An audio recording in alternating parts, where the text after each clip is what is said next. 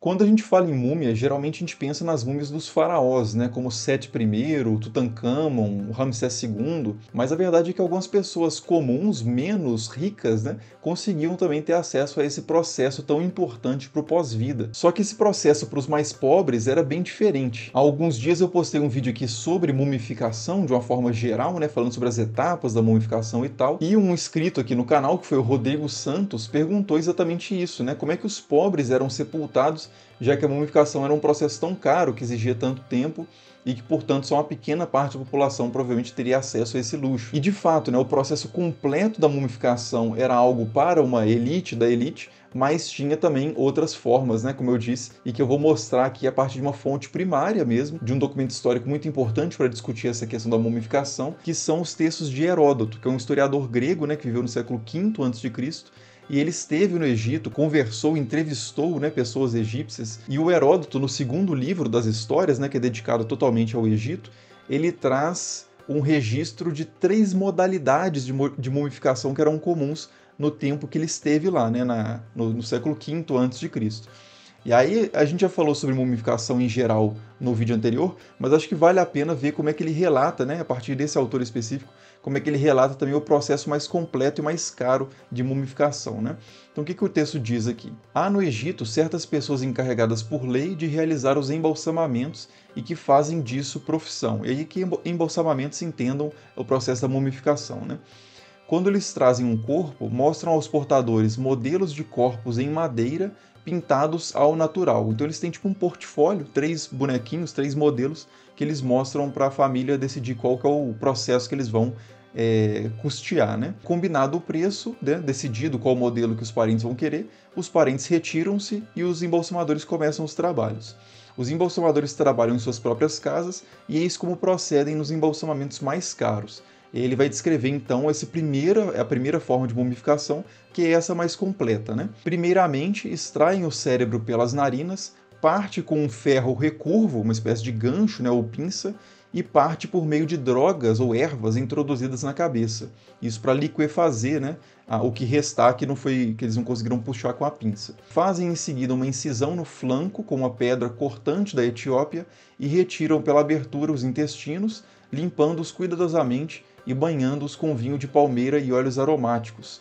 O ventre enchem-no com mirra pura moída, canela e essências várias, não fazendo uso, porém, do incenso. Então eles tiram todos esses órgãos internos pelo ventre e fazem esse banho, né, aromático até para prevenir a questão do mau cheiro, já que esse pessoal vai trabalhar em cima desses corpos por vários dias, né, até meses. Feito isso, salgam o corpo e cobrem-no com natrão, deixando-o assim durante 70 dias. Que é para retirar a umidade, né, desse corpo, absorver essa umidade. Decorridos os 70 dias, lavam-no e envolvem-no inteiramente com faixas de tela de algodão embebidas em come, que é uma espécie de uma resina de uma árvore, né, que serve como um adesivo para essas tiras de algodão. Concluído o trabalho, o corpo é entregue aos parentes, que o encerram numa urna de madeira feita sob medida, um sarcófago, colocando-o na sala destinada a esse fim, a tumba.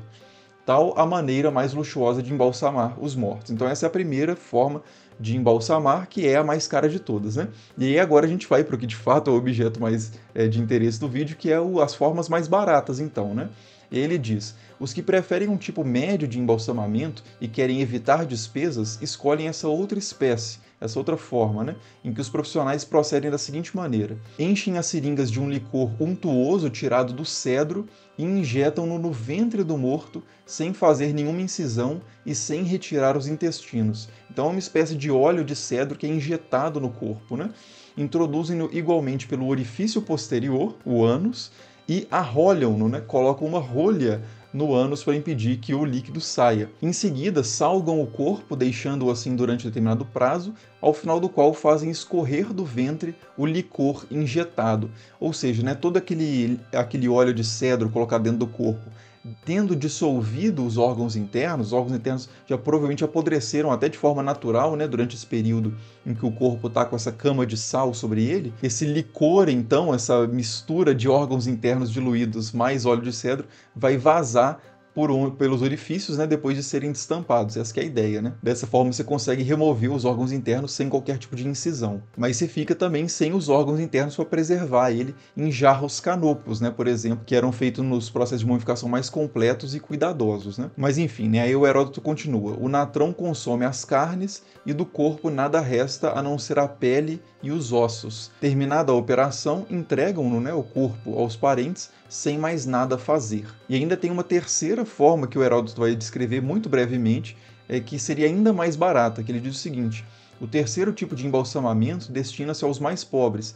Injeta-se no corpo o licor denominado surmaia, envolve-se o cadáver no natrão durante 70 dias e devolve-se depois o corpo aos parentes. Então, nesse caso, nem há uma remoção propriamente dita dos órgãos internos, simplesmente se injeta esse óleo no corpo, talvez para impedir pelo menos o cheiro do apodrecimento desses órgãos internos, que são a primeira parte do corpo, né, a putrefazer, e faz esse tratamento com o sal, né, com o natrão, para desidratar, né, retirar a umidade também da pele, dos músculos e tal. E o relato do Heródoto, na verdade, vai continuar, porque ele ainda vai falar de uma quarta situação que o embalsamamento vai ser totalmente gratuito. Só que no meio disso, ele coloca uma informação que é interessante, né, que já que a gente está aqui, vale a pena dar uma olhada, que é que quando se trata de mulher, e se ela é bonita ou de destaque, o cadáver só é levado para embalsamamento decorridos 3 ou 4 dias após o seu falecimento. E ele explica o porquê. Toma-se essa precaução pelo receio de que os embalsamadores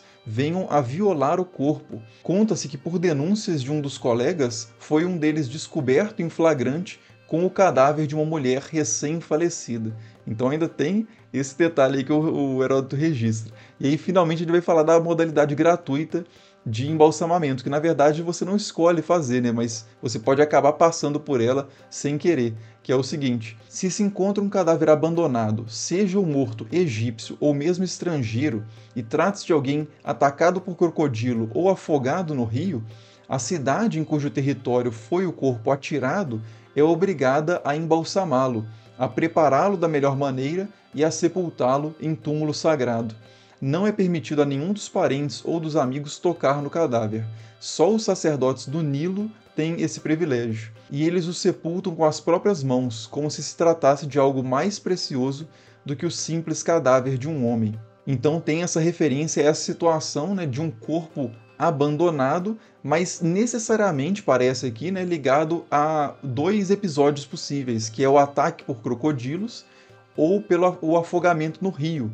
Então, esse tipo de morte poderia ser considerado de alguma forma relacionada a algo sagrado, né? Já que os crocodilos eram sagrados, né? Relacionados a Sobek, que é um dos deuses egípcios importantes, e o próprio Nilo também, claro, né? Era considerado sagrado, tinha uma personificação divina também, que é Api.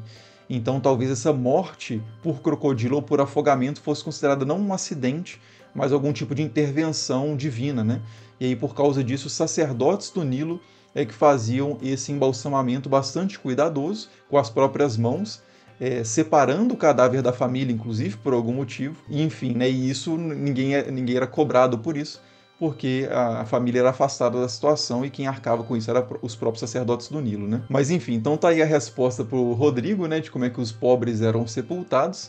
E se vocês tiverem qualquer outra questão também sobre mumificação, sobre o Antigo Egito, ou qualquer tema, deixem aí nos comentários, que tendo tempo aqui, disponibilidade, se eu souber como responder também, eu faço isso aqui em vídeo. Então é isso, não deixe também de clicar no gostei, que ajuda muito o canal, e nos vemos aí nos próximos vídeos. Falou!